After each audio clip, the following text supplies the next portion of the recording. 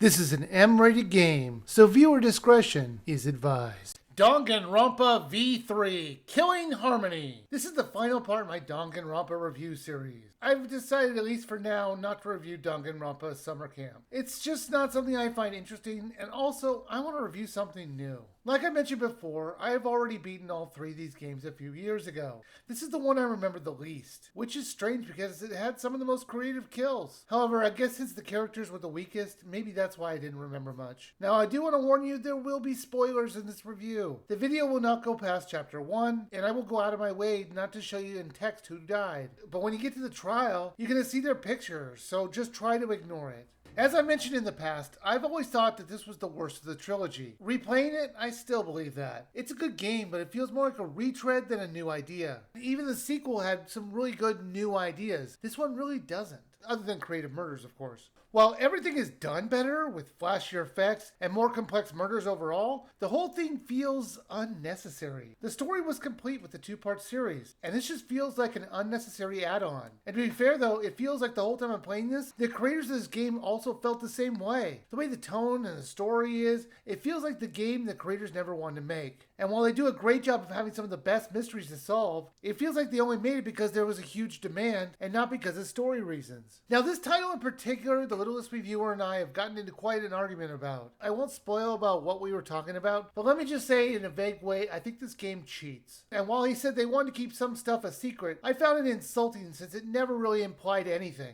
And it had to cheat in order to pull off a twist. It reminded me of that terrible game, Professor Layton vs. Phoenix Wright. That game lied to us consistently, and cheated in the story beats all the time. I hated it then, and I hate it now. It was the only game that I've ever looked at the screen and just said, you, when someone said pure black. I have zero problem spoiling that game when and if it ever comes to the Switch. I really hope it does, because I will just rip into it. But that also means I would have to replay that trash. I guess I should be careful what I wish for. Anyways. The story is about 16 gifted students who wake up in a rundown school. A bear named Monokuma makes the 16 of them murder each other until there's only 2 remaining. Monokuma will force you to go to a class trial to see if you can figure out who the murderer is. If you can't figure it out, all of you will be killed except the murderer. If you do figure it out, the only one who will die is the killer. It's the same basic plot as the last 2 games, but it's more of a retread of the first game than the second. This one really takes its time to get going, unfortunately. While they do hype up the mystery of the school a lot in the beginning, the time to actually get to the class trial, which is the best part of this game, seems more drawn out, and it feels like it takes way longer. It might not, it just feels that way. He plays a girl named Kaede, who's gifted at piano. She has a sidekick named Suishi, whose talent is being a detective. Now, before you do the comments, I'm sure I butchered those names. That's why I'm only going to say them once. They're both determined to find out who had brought them here and stop murderers from happening. Once again, the game is broken down into 4 sections. The story parts, which will advance the plot, free time where you hang out with one of the students, which in turn will give you more power to equip skills that will help you in the trials, the investigation phase, which is just as tight as it was in the other games. This tends to go on for just the right amount of time. Then there's the class trial. This is the big part of the game. And you can tell it's the most important part of this game because it's fully voice acted. This is where you get all your classmates together and you decide who the killer is. You use the facts that you've learned while investigating while doing mini games in the trial. Most of the time these mini games will just be one where you have to shoot truth bullets at yellow facts. You can also lie this time around to see if you can find different ways to get to the truth. There are 7 mini games, and instead of just going over them all because I can't really show them to you because they would just have spoilers,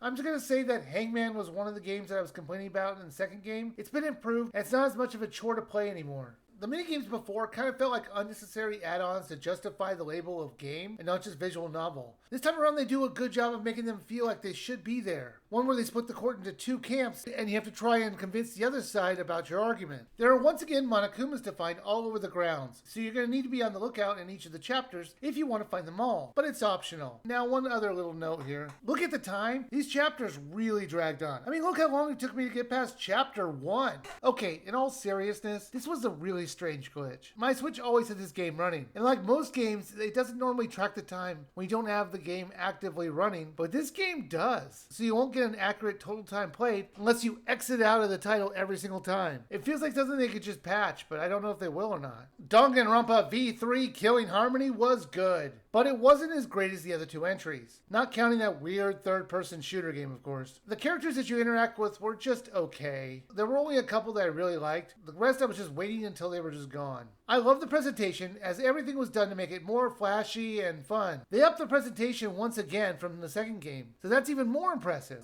Now it's totally worth a buy. You could just play this game alone, but you get more out of it if you just played the other two. Now all three of these games are packaged up with another one called Danganronpa S Summer Camp. I haven't actually tried it yet, I probably never will. But you know what? These three games together are definitely worth a buy, so yes, you should buy this collection. But if we're just talking about this game, yeah, I think it's also worth the money.